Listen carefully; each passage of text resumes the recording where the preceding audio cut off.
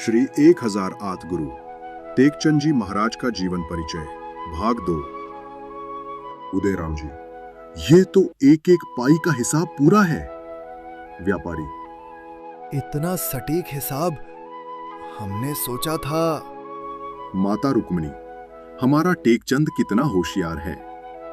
आप धन्य हैं उदयराम जी, ऐसा बेटा पाया है। टेकचंद मक्सी से बाजार करके लौट रहा है।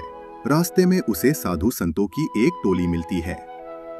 साधु संतों का दर्शन, यह तो सौभाग्य की बात है। महाराज, यह मेरी छोटी सी भेंट स्वीकार करें। तेरा कल्याण हो बच्चे, ईश्वर तुझे सद्बुद्धि दे। आज हिसाब नहीं बताया, पर मन को शांति है।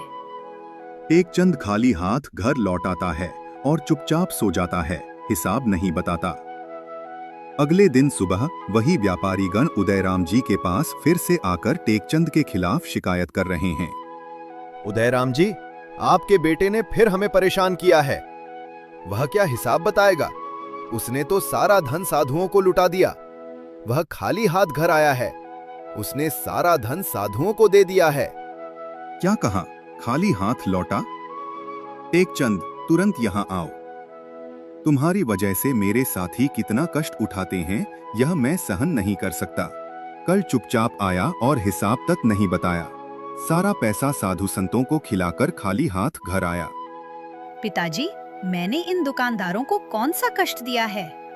आप सच मानिए, साधु संतों के बारे में संत कबीर दास जी ने कहा है, साधु हमारी आत्मा, हम साधु के जीव। साधु में यूं राम रहा, जो गोरस में घीव। चल बड़ा आया, मुझसे बड़ी बड़ी ज्ञान की बातें करता है। इनको परेशान करके पूछता है कौन सा कष्ट। अभी चले जाओ मेरे सामने से, मैं कुछ सुनना नहीं चाहता। जहां तुम जाना चाहो जा सकते हो। अब तुम मेरे घर में पैर मत रखना। तुमने घर को बदनाम कर दिया है, मूर्ख।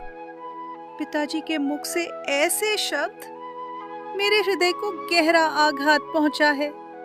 इस नश्वर संसार में ईश्वर के बिना और कोई मददगार नहीं है। सद्भाव से उस ईश्वर का भजन पूजन करना ही अच्छा है। माता, पिता, भाई, बहन, आप सभी को मेरा प्रणाम। पिता की आज्ञा शिरोधार्य कर श्री टेकचंद जी उसी क्षण घर छोड़कर निकल पड़े। प्रभु सत्य का पथ बता दो मुझे, आवागमन के दुख से छुड़ा लो मुझे। प्रभु चरणों की शरण में लगा लो मुझे। पड़ा हूँ जंजाल जगत में, घोर अविद्या तम जहां। कामादि व्याल कराल घेरे, आहार निशी रहते तहां। ऐसे काल के गाल से बचा लो मुझे। उठा रही तृष्णा की अग्नि, वासना झाल उड़ रही। धुआं कर्म का छाया चहुदिशी, गेल स्वजाति में नहीं। अपने चरणों का सहारा दे दो मुझे।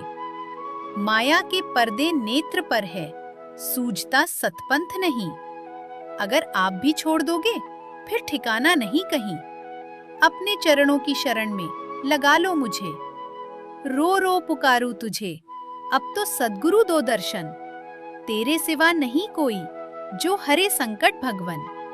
अब तो सुकृत सद्वेश में पहुंचा दो मुझे। टेकचंद उस प्रभु कृपा से जपले सिकट नाम। ईश्वर इस संसार में संग चले सतनाम। सतगुरु सतनाम स्वरूप दिखा दो मुझे। टेकचंद के घर से चले जाने पर माता रुक्मिणी को बहुत दुख होता है। वे बहुत विलाप करती हैं। वह बहुत विलाप करती है। उदयराम जी का क्रोध शांत होने पर वे उदास स्वर में पत्नी को धैर्य रखने को कहते हैं। देवी, संसार का यही नियम है कि जब मनुष्य पर प्रभु कृपा करते हैं तो ऐसा ही होता है। अतः धैर्य से ही काम लेना है। माता की जिद पर पिता टेकचंद को वापस लाने के अनेक उपाय करते हैं। उन्हें लेने के लिए कई लोगों को भेजा। जो लेने गए थे उन्हें समझाकर वापस कर दिया। जैसे तैसे मन मारकर रहने लगे। समय आने पर उदयराम जी ने दोनों बच्चों अमीचंद्र एवं तुलाराम का विवाह अच्छा घर घराना देखकर कर दिया। पर टेकचंद की अनुपस्थिति खलती रही। गृह त्याग के पश्चात विक्रम संवत 1823 आयु 18 वर्ष, श्री टेकचंद जी भक्ति व ज्ञान के सागर में तैरते, रात दिन प्रभु चरणों को हृदय में धारण कर गांव-गांव घूमते रहे। शुरू में माता पिता और भाई बहनों की याद आती रही, लेकिन सत्संग और भजन में रमते रमते वह लगाव कम होता गया। एक समय ऐसा आया जब उनके ज्ञान चक्षु खुल गए और वे गृहस्थ जीवन के मोह से पूर्णतः मुक्त हो गए। विक्रम संवत 1824 सन 1767 में घूमते घूमते वे उन्हेल नामक गांव में पहुंचे। उन्हेल में उन्होंने कबीरपंथी संत श्री परसराम जी महाराज को देखा। यह तो परम संत श्री परसराम जी महाराज का आश्रम है। यहाँ तो मुझे सत्संग मिल गया। टेकचंद को वह स्थान अत्यंत सुंदर लगा और उन्होंने मन ही मन शिष्य बनने का विचार किया। कितना सुंदर और रमणीय स्थान है। यदि मुझे यहाँ शिष्य बनकर रहने का मौका मिले तो कितना अच्छा हो। गुरुदेव, आपके चरणों में साष्टांग प्रणाम। गुरु महाराज, आप मुझे अपना शिष्य बना लें, जिससे मैं आपके चरणों की सेवा करके कृतार्थ हो जाऊं। गुरु महाराज परसराम जी टेकचंद के वचन सुनकर उनका सार रहस्य और चमत्कार पहचान लेते हैं। बेटा, तेरे माता पिता धन्य हैं जिन्होंने तेरे जैसे पुत्र को जन्म दिया। मैं तुम्हें अपना शिष्य अवश्य बनाऊंगा। तुम अभी आश्रम में ही रहो। गुरु परसराम जी सभी शिष्यों को बुलाकर घोषणा करते हैं कि टेकचंद आश्रम में ही रहेगा और शुभ दिन दीक्षा दी जाएगी। विक्रम संवत 1825 सन 1768 में वैशाख शुक्ल पूर्णिमा के दिन श्री गुरु परसराम जी महाराज ने श्री टेकचंद जी को गुरु दीक्षा दी। दीक्षा के बाद गुरुवर का नया रूप निखार कर आया, अत्यंत तेजस्वी एवं मनोहर। उनके 12 गुरु भाई एवं 1 गुरु बहन थी, जिनके नाम निम्नानुसार हैं। 1 श्री भिखारीदास जी, 2 श्री मोतीदास जी, 3 श्री मनोहर दास जी, 4 श्री आत्मदास जी, 5 श्री तेजुदास जी, 6 श्री गणेश दास जी, 7 श्री सिद्धनाथ जी, 8 श्री गरीबनाथ जी, 9 श्री केवलनाथ जी, 10 श्री एकनाथ जी, 11 श्री सिंगाजी महाराज, 12 श्री रामजी बाबा, 13 बाई रामदास। टेकचंद सभी शिष्यों में बहुत ही चतुर और ज्ञान के धनी थे। गुरुजी का स्नेह उनके प्रति बढ़ता गया। टेकचंद का ज्ञान और बुद्धिमत्ता अद्भुत है। टेकचंद भजन भी बहुत गाया करते थे। उनकी वाणी मधुर थी और वे गुरु भाइयों के साथ सहिष्णुता का व्यवहार रखते। आश्रम में सत्संग पाकर भक्त टेकचंद रात दिन ईश्वर चर्चा में मगन रहते थे। उनका विवेक रूपी भंडार अगम्य व अक्षय होने लगा। ईश्वर चर्चा में हमारा विवेक ही हमारा सबसे बड़ा धन है। उनकी क्षमा की विचारधारा उच्च कोटि की थी, जिससे स्वयं गुरु परसराम भी प्रभावित थे।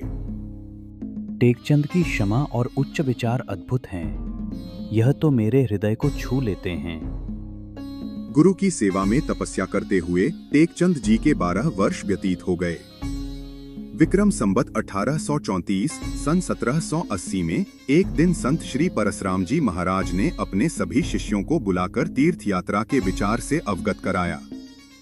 पुत्रों, मैं अब तीर्थ यात्रा पर निकलने का विचार कर रहा हूं। जब तक मैं वापस नहीं आ जाता, तब तक यहाँ की संपूर्ण जवाबदारी टेकचंद को सौंप रहा हूं। गुरु परसराम जी ने बाई रामदास को पास बुलाकर कहा, मेरे बाद तुम टेकचंद को ही गुरु मानना। जिस प्रकार मेरी सेवा करती हो, उसी प्रकार उनकी करना।